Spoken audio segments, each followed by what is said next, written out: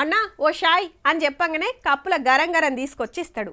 అంచుకు 2 బిస్కెట్లు లేదంటే సమోసా తినుకుంటా సప్పరిస్తారు. పక్కన న్యూస్ పేపర్ పక్కా ఉంటుంది. టీ షీట్ల మీదికి పెట్టి చదువుతుంటే ఎవరి ముఖం ఎవరికి తెలియదు. ఓ 5 నిమిషాలు పేపర్ చదివినమా, షాయ్ దాగి పైకం ఇచ్చినమా, అవతల పడ్డమా అన్నట్టే ఉంటుంది. కానీ గీడజూడు ఏం చేస్తున్నారో. పురుసాత్గా కూసోని క్యారమ్ ఆడుతున్నారు. అటు చేస్తూ టైం పాస్ కే కానీ ఆడుతున్నది కేఫ్లా.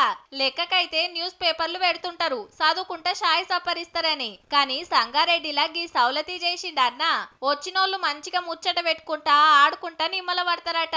వీటి వల్ల బ్యాడ్ హ్యాబిట్స్ అన్ని కూడా వెళ్ళిపోతాయి. స్మోకింగ్ అలవాటు ఉన్న ఇవన్నీ డైవర్ట్ అవుతాయి. మొబైల్ ఎడిక్షన్ అయిపోతున్నారు. బయట పబ్లిక్ తో మాట్లాడడం తగ్గిపోతుంది. ఇట్లాంటివి పెట్టడం వల్ల ప్రతి ఒక్కరు మాట్లాడడం, రిలేషన్ పెరుగుతుంది. చెస్ అండ్ క్యారమ్స్ లాంటి గేమ్స్ పెట్టడం వల్ల నలుగురు తెలియని వాళ్ళతో ఇంటరాక్ట్ అవుతున్నాం అండ్ ఇక్కడ ఇంకొద్ది ఎక్కువ ఎంజాయ్ చేస్తున్నాం. ఇయాల రేపు ఫోనే ప్రపంచమాయే.